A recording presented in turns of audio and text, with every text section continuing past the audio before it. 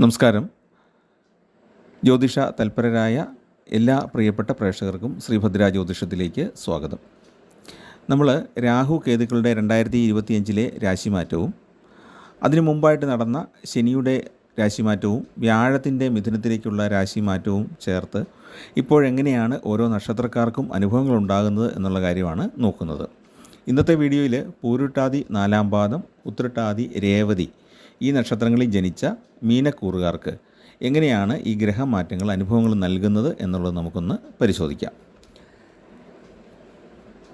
ഇപ്പോൾ നമുക്കറിയാം, മീനക്കൂറിൽ കൂടെ അല്ലെങ്കിൽ മീനൻ രാശിയിലൂടെയാണ് ശനി ഇപ്പം സഞ്ചരിച്ചുകൊണ്ടിരിക്കുന്നത്.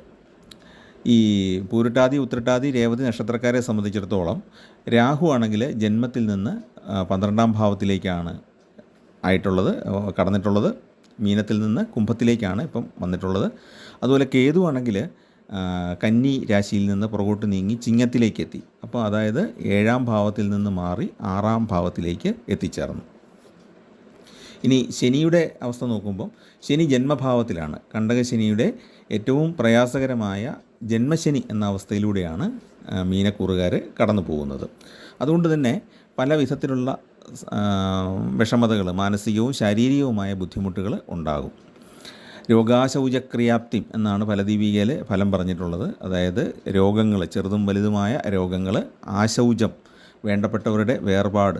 ആശൗചം എന്ന് പറഞ്ഞാൽ മരണാനന്തര ക്രിയകളാണ്. അതിലൊക്കെ പങ്കെടുക്കേണ്ടി വരുന്ന അവസ്ഥ. പിന്നെ ധനപരമായ ബുദ്ധിമുട്ടുകൾ, തടസ്സങ്ങൾ, ഇതൊക്കെ ഉണ്ടാകാം. പക്ഷേ ഈ ശനി മീനം രാശിയിലൂടെ സഞ്ചരിക്കുന്ന കാലമായതുകൊണ്ട്, വ്യാഴത്തിൻ്റെ രാശിയാണ് മീനൻ രാശി. വ്യാഴവും ശനിയും സമഗ്രഹങ്ങളാണ്. അതുകൊണ്ട് വലിയ ദോഷങ്ങൾ അല്ലെങ്കിൽ മാരകമായ ദോഷങ്ങൾ ഈ സമയത്ത് ഉണ്ടാകാനിടയില്ല. എങ്കിലും കുറേ ബുദ്ധിമുട്ടുകൾ ഉണ്ടാവുകയും ചെയ്യും. മീനം ഒരു പ്രളയരാശിയുടെയാണ്. അപ്പോൾ അതിൻ്റെ എഫക്റ്റൂടെ വരും. അപ്പോൾ അങ്ങനെ നോക്കിക്കഴിയുമ്പോൾ പല വിധത്തിലുള്ള പ്രശ്നങ്ങൾ നമുക്ക് അനുഭവിക്കേണ്ടി വന്നേക്കാം. പ്രത്യേകിച്ച് ധനപരമായിട്ടുള്ള പ്രയാസങ്ങൾ, ശാരീരിക ബുദ്ധിമുട്ടുകൾ, മാനസികമായ പ്രയാസങ്ങൾ, ഇതെല്ലാം അനുഭവിക്കേണ്ടി വരും. ഏഴരശനി എന്ന് പറയുന്നതിൽ ഏറ്റവും പ്രയാസം വരുന്ന ഒരു കാലമാണ് ഈ ജന്മശനി എന്ന് പറയുന്നത്. ഇനി വ്യാഴത്തിൻ്റെ സ്ഥാനം നോക്കുമ്പോൾ വ്യാഴം മിഥുനത്തിലാണ്. അതായത് 4-ാമത്തെ ഭാവത്തിലാണ് വ്യാഴം സഞ്ചരിക്കുന്നത്. അപ്പോൾ 4-ാം ഭാവം വ്യാഴത്തിന് അത്ര ഗുണകരമല്ല. കുടുംബത്തെയും വാഹനത്തെയും നമ്മുടെ ബന്ധങ്ങളെയൊക്കെ സൂചിപ്പിക്കുന്ന, ഒരു പരിധിവരെ കുടുംബ ബന്ധങ്ങളെ കൂടെ സൂചിപ്പിക്കുന്ന ഒരു ഭാവമാണല്ലോ 4-ാം ഭാവം. അതുപോലെ മാതാവിനെയും മാതൃബന്ധുക്കളെയൊക്കെ സൂചിപ്പിക്കുന്ന ഭാവവുമാണ്. അപ്പോൾ അതിൻ്റെ ഫലദീപിക പറയുന്നത് ദുഃഖൈർ ബന്ധുജനോദ്ഭവശ്ച ഹിബുകെ ദൈന്യം ചതുഷ്പാദ് ഭയം. അതായത് ബന്ധുക്കൾക്ക് ദുഃഖം, നമുക്ക് ദൈന്യം, ദീനത ഉണ്ടാകുന്നു. ചതുഷ്പാദ് ഭയം എന്ന് പറഞ്ഞാൽ 4-കാലി ഭയം. ഈ 4-കാലി ഭയം എന്ന് പറയുന്നത് ഒരുപക്ഷെ മൃഗങ്ങളിൽ നിന്നുള്ള ഉപദ്രവം എന്നുള്ളതാകാം, അല്ലെങ്കിൽ നമ്മുടെ വാഹനങ്ങൾ കേടാകുകയോ വാഹനങ്ങൾ മുഖേന അപകടം ഉണ്ടാകുകയൊക്കെ ചെയ്യുന്നതും 4-കാലി ഭയം എന്നുള്ളതിനകത്ത് തന്നെയാണ് നമുക്ക് പറയാൻ കഴിയുന്നത്. അപ്പോൾ ഇതിലേതെങ്കിലുമൊക്കെ രീതിയിലുള്ള പ്രയാസങ്ങൾ, അതും ധനനഷ്ടത്തിലേക്കും പല ജീവിത ബുദ്ധിമുട്ടുകളിലേക്കുമൊക്കെയാണ് നമ്മൾ എത്തിച്ചേരുന്നത്. വ്യാഴം 4-ൽ സഞ്ചരിക്കുന്നത് അത്ര ഗുണകരമല്ല. ചില കാര്യങ്ങളിലൊക്കെ ഗുണം വരും. ഇപ്പം ഒരു ജോലി സ്ഥലത്തൊക്കെ ആണെങ്കിൽ അത്ര പ്രയാസം ഇല്ലാത്ത രീതിയിൽ പോകും. പക്ഷേ കുടുംബത്തെ സംബന്ധിച്ചിടത്തോളം വ്യാഴം 4-ൽ സഞ്ചരിക്കുന്ന അത്ര ഗുണകരം അല്ല. പിന്നെ ജന്മരാശിയിൽ നിന്നും ഇപ്പോൾ രാഹു മാറിയിട്ട് 12-ാം ഭാവത്തിലാണ് മീനക്കൂറിന്. അപ്പോൾ അത് ജന്മരാശിയിൽ രാഹു സഞ്ചരിക്കുന്ന അത്രയും ദോഷമില്ല 12-ൽ സഞ്ചരിക്കുന്ന കാലം. എങ്കിലും പലവിധ ക്ലേശാനുഭവങ്ങളും ഉണ്ടാകും. അതിൻ്റെ കാര്യം എന്താണെന്ന് ചോദിച്ചാൽ, നമ്മളൊരു പൊതുവായിട്ടുള്ള ഒരു ഗ്രഹ സഞ്ചാര നിയമം നോക്കുമ്പോൾ ജന്മം 8, 12 ഈ രാശികളിൽ പാപഗ്രഹങ്ങൾ സഞ്ചരിക്കുന്ന കാലം വളരെ ഉള്ള കാലമാണ്, കഷ്ടതരമാണ് എന്നാണ് പറയുന്നത്. അതിൽ 12-ലാണിപ്പം രാഹു സഞ്ചരിക്കുന്നത്. ദൂരദിക്കിലേക്ക് പോകേണ്ടി വരും. വീട് വിട്ട് ദൂരദിക്കിലേക്ക് പോകേണ്ടി വരിക എന്നുള്ളതാണ് പ്രധാനമായ ഒരു ഫലം. പഠനത്തിനാകാം, തൊഴിലിനാകാം, അല്ലെങ്കിൽ മറ്റെന്തെങ്കിലും കാരണം കൊണ്ടാകാം, ചിലപ്പം കടം വർദ്ധിക്കുന്നത് കൊണ്ടാകാം, അല്ലെങ്കിൽ ശത്രുക്കളുടെ ഉപദ്രവം കൊണ്ടാകാം. എന്തെങ്കിലും ഒരു കാരണമുണ്ടായിട്ട് നമ്മുടെ ജന്മനാട് വിട്ട് ദൂരേക്ക് മാറി നിൽക്കേണ്ടി വരുന്നു. വരവും ചിലവും തമ്മിൽ പൊരുത്തപ്പെടാത്ത ഒരവസ്ഥ പ്രയാസം ഉണ്ടാക്കുന്നതാണ്. ആഡംബര ചിലവുകൾ എത്ര നിയന്ത്രിച്ചാലും നമുക്ക് കൺട്രോൾ ചെയ്യാൻ പറ്റാത്തൊരവസ്ഥയിൽ എത്തിച്ചേരും. ദുർവ്യയം ഉണ്ടാകും. പൈസ വെറുതെ പോവുക, ഒരു കാരണവും ഇല്ലാതെ നമ്മൾ എത്ര ബലം പിടിച്ചാലും കയ്യിൽ നിൽക്കാതെ പൈസ ചിലവായി പോവുക. പിന്നെ കാലുകൾക്ക് രോഗം, മുറിവ്, ശരീരത്തിൽ വ്രണം ഇതൊക്കെ ഉണ്ടാകാൻ ഇടയുള്ള കാലമാണ്. പദവി നഷ്ടം ഉണ്ടാകാൻ സാധ്യതയുണ്ട്. നമ്മളിരിക്കുന്ന സ്ഥാനത്ത് നിന്ന് സ്ഥലം മാറ്റം കൊണ്ടോ അല്ലെങ്കിൽ മറ്റെന്തെങ്കിലും കാരണം കൊണ്ടോ നമ്മുടെ പദവി നഷ്ടപ്പെടാം. പൊതുപ്രവർത്തകരെയും സാമൂഹ്യ പ്രവർത്തകരെയൊക്കെ സംബന്ധിച്ച് വളരെ കെയർ എടുക്കേണ്ട കാലമാണ്. അവർക്ക് അവർ പറയുന്ന ഒരു വാക്ക് പിഴച്ചിട്ടോ അല്ലെങ്കിൽ അവർക്ക് ജനങ്ങളിൽ നിന്ന് എതിർപ്പുണ്ടായിട്ടോ അവർക്ക് ആ പദവി നഷ്ടപ്പെട്ടേക്കാം. അല്ലെങ്കിൽ നമ്മൾ സ്ഥലം വിട്ടുപോകുന്നതുകൊണ്ടും പദവി നഷ്ടം ഉണ്ടാകാം. മനസ്സ് വളരെ ചഞ്ചലമായിരിക്കും. അനുഭവങ്ങൾ ഗുണകരമല്ലാതെ വരുമ്പം നമ്മളെ മാനസികമായിട്ട് തളർത്തുന്ന ഒരു അവസ്ഥ ഉണ്ടാകും. കർമ്മരംഗത്ത് പല വെല്ലുവിളികളും ഉണ്ടാകും.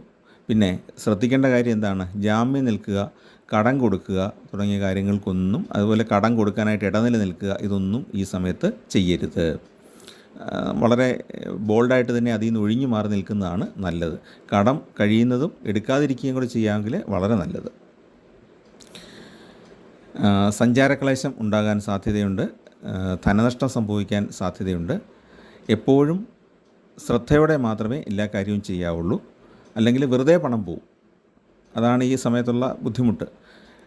നമ്മൾ ആരോഗ്യം നല്ല രീതിയിൽ നിലനിർത്താനായിട്ട് ശ്രമിക്കണം. അതുപോലെ തന്നെ കാര്യങ്ങൾ നല്ല കാര്യക്ഷമതയോടെ മനസ്സർപ്പിച്ച് ചെയ്യാനായിട്ട് ശ്രമിക്കണം.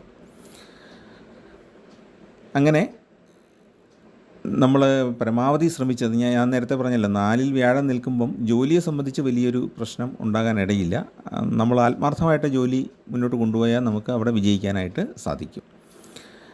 എപ്പോഴും ഒരു വിവേകം കാത്തു സൂക്ഷിക്കണം. ഏതിലും ഒരു ശ്രദ്ധ നമ്മൾ മനസ്സർപ്പിച്ച് മനസ്സുകൊണ്ട് വിശകലനം ചെയ്തിട്ട് മാത്രമേ ഏതൊരു കാര്യത്തിലും ഇറങ്ങാവുള്ളൂ. എടുത്തു ചാടി ഒരു കാര്യവും ഈ സമയത്ത് ചെയ്യരുത്. കേതു 7-ാം ഭാവത്തിൽ നിന്ന് 6-ാം ഭാവത്തിലേക്കാണ് ഇപ്പോൾ വന്നിട്ടുള്ളത്.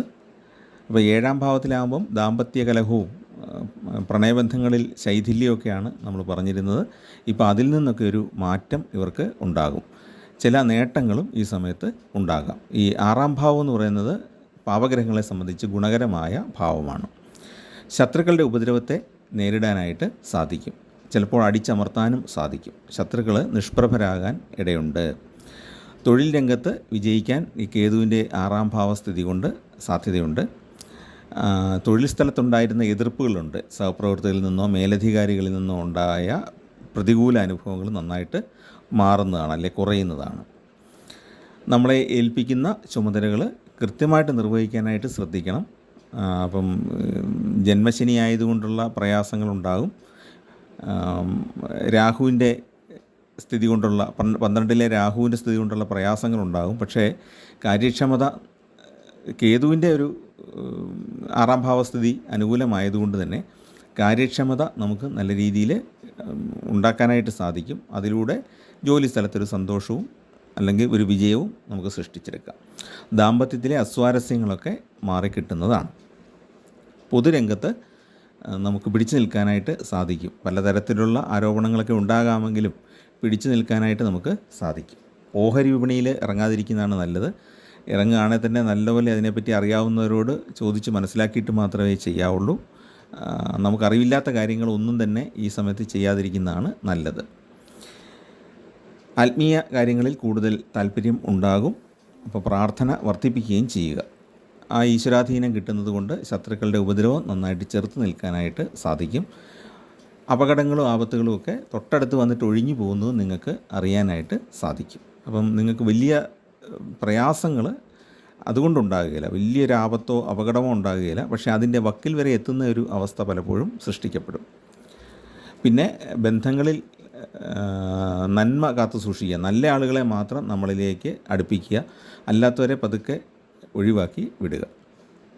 ഇനി നമുക്ക് വഴിപാടുകളിലേക്ക് നോക്കാം. മീനക്കൂറുകാർ ചെയ്യേണ്ട വഴിപാടുകൾ, അതായത് പൂരുരുട്ടാതിയുടെ അവസാന പാദം, ഉത്രട്ടാതി, രേവതി, ഇത്രയും നക്ഷത്രക്കാർ ചെയ്യേണ്ട വഴിപാടുകൾ നോക്കുമ്പോൾ സർപ്പദൈവങ്ങൾക്കാണ് പ്രധാനമായിട്ട് ഈ സമയത്ത് വഴിപാട് ചെയ്യേണ്ടത്.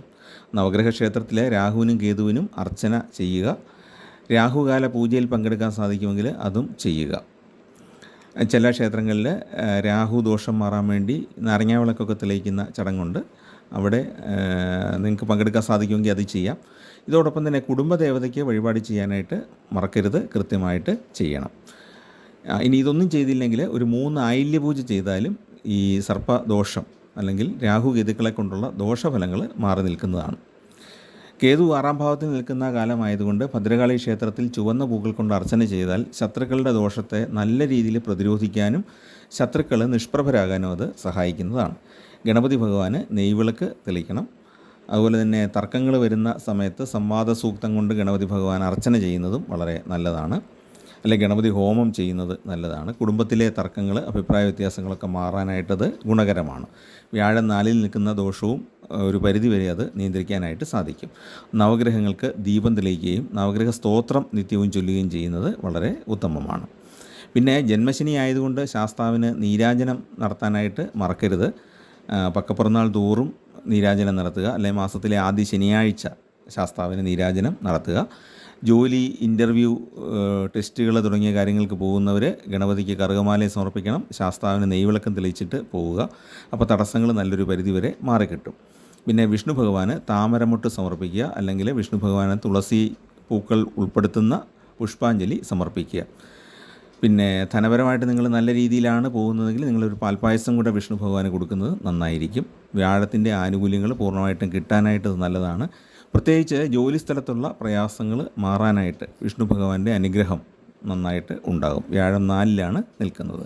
കുടുംബത്തിലെ അസ്വാരസ്യങ്ങൾ മാറാനും വിഷ്ണു ഭഗവാന് വഴിപാടുകൾ ചെയ്യുന്നത് വളരെ ഉത്തമമാണ്. അപ്പോൾ ഇതാണ് മീനക്കൂറുകാരുടെ താൽക്കാലിക ഫലമായിട്ട് പറയാനുള്ളത്.